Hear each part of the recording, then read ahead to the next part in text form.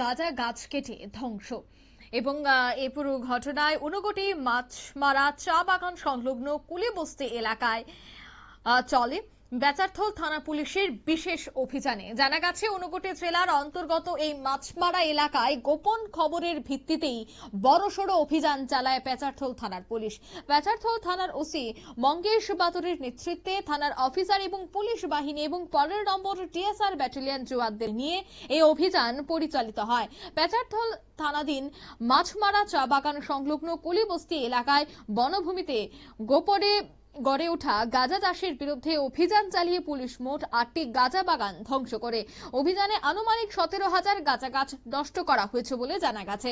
অভিযানের সময় পুলিশের উপস্থিতি টের পেয়ে গাঁজা বাগানের মালিকরা সংশ্লিষ্ট এলাকা থেকে আগেই পালিয়ে যেতে সক্ষম হয়। ফলে ঘটনাস্থল থেকে কাউকে আটক করা সম্ভব হয়নি।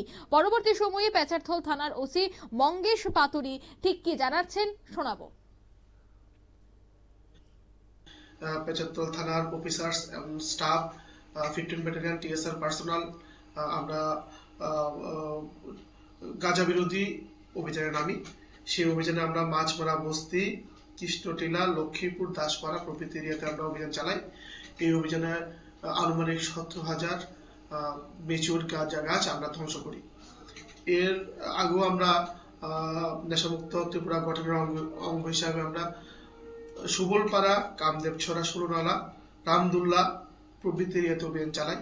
সেই অভিযানেও আমরা প্রচুর সাফল্য পাই। আমরা সোর্স মারফত গভীর এই ঘটনায় একটি মামলা রুজু করা হয়েছে এবং তদন্তের মাধ্যমে গাঁজা বাগানের মালিকরা এর সঙ্গে জড়িতদের চিহ্নিত করা হবে। তিনি আরো জানান, আগামী দিনেও এই ধরনের অভিযান ধারাবাহিকভাবে চলবে।